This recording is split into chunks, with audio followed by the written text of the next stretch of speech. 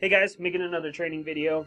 This time what we're going to do is we're going to talk about what not to say on calls, because I've noticed there's been some things come up where technicians kind of incriminate themselves, kind of make it more difficult for the future or for themselves when they're handling with that call.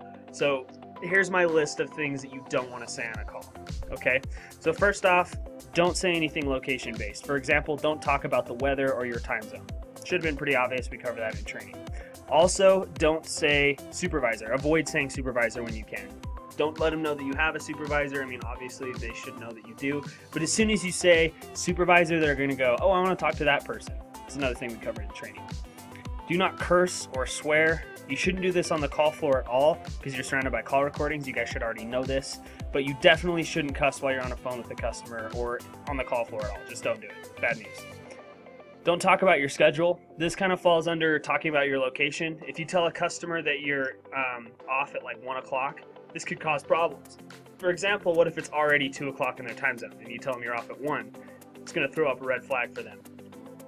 Don't say, I can't find your account. Instead, you should just keep asking questions about how to find their account, like making sure it's spelled correctly, making sure you search by all options, and making sure you look in the back office and try to search Tracker for their account using the account number.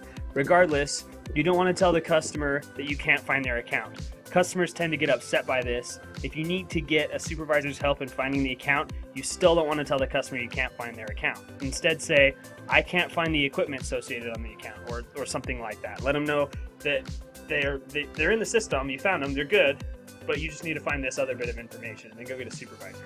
You want to try searching by everything possible first, though. Again, avoid dead air time when talking to a customer. This is a big deal.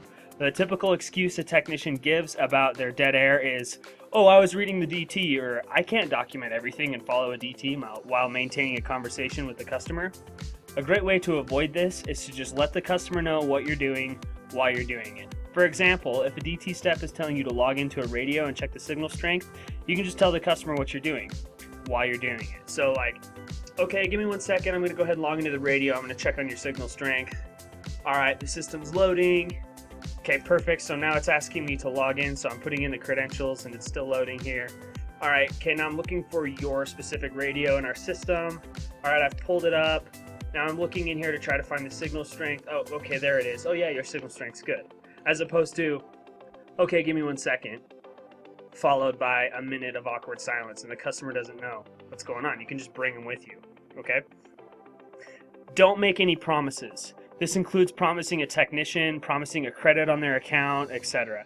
Let the customer know that we are a separate office from Tier 2, and you don't know how they will handle the issue, but either way, you know that they will address the issue, okay?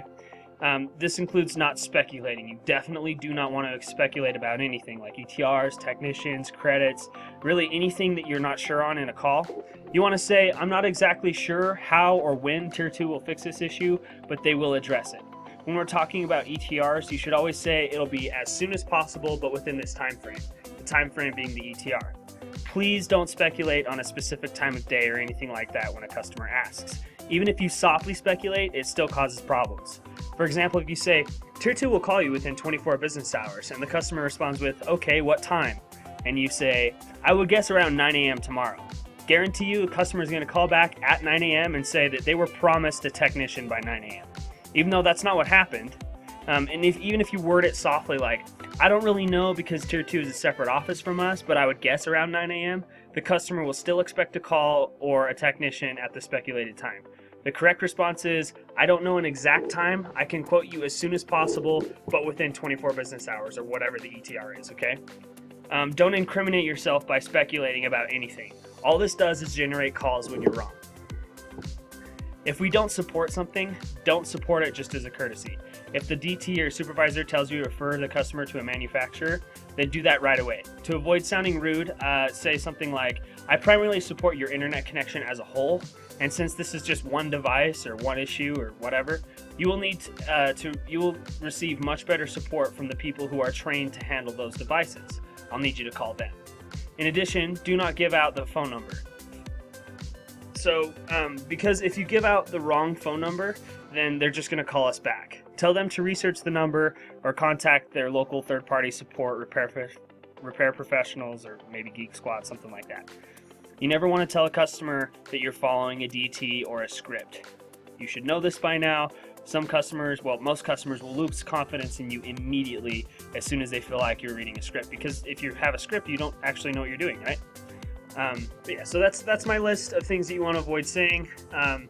Obviously, there's more to it than that, but these are like the main ones that you really don't want to say, because this is going to make the call difficult for you and difficult for other technicians in the future. So thanks for tuning in to this other video. Any suggestions you guys have or any feedback, please let me know. I really appreciate it. Anyways, have a great week and good luck on your calls.